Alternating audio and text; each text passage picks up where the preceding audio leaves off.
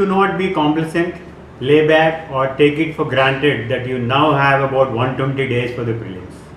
It can actually be dangerous. Particularly for those real serious students who have worked hard in building and creating a momentum and were ready to take the prelims at any stage. When you lose momentum, you become vulnerable to distraction, you lose track, and may even be required to reinvent the wheel to get into motion. So please stay motivated and keep up the dedication and passion. I will, from my side, keep interacting with you individually and in groups.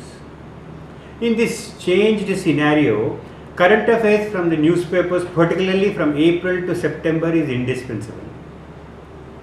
Focus of UPSC questions recently has been current affairs centric, and even so, the static questions also have a bearing on the current affairs. So study newspapers thoroughly from April to September and try to relate it to the static portions of the syllabus. You have 96 days, about 15 days shorter than the usual time for the mains exam. As you all know, the main exam determines your rank. Just because it is in January, don't think it's next year and you almost have a year's time, and just take it easy. In fact, you should go cracking right from the word go, that is, just now start studying for the mains along with the prelims. Follow a well laid out plan with an integrated approach of studying both prelims and mains together.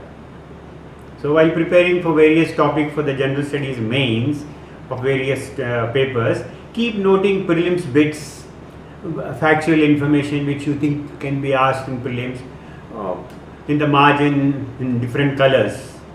So your preparation of both prelims and mains should go hand in hand. Divide each day into 3 segments. Keep one segment for optional, keep one for general studies integrated, that is prelims and mains together, and the third segment for practice tests. However, in whatever way that works best for you. Please also revise all the subject-wise tests and full-length tests and also the model tests you have done so far. It is always better to revise those tests instead of start attempting new tests. Please do not neglect essay.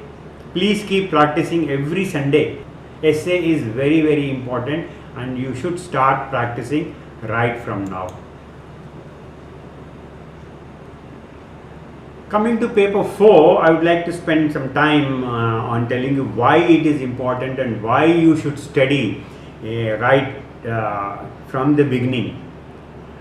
Because ethics, your score in ethics determines where you stand in the top 100. So starting early and studying well for ethics not only boosts your score in ethics, but thorough preparation of this paper also helps in adding the multiple dimension, including moral dimension, to your answers in the GS papers 1, 2 and 3.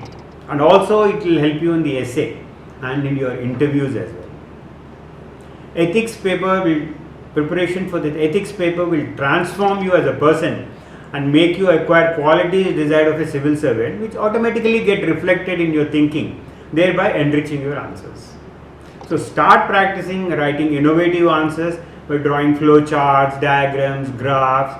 Use keywords that appeared in previous question papers. They have a repeat value. And quote them. Quote from the latest magazines, what you watch on TV, the quotes of great men. But more importantly, give your own life experience, your childhood, your school, your college experience.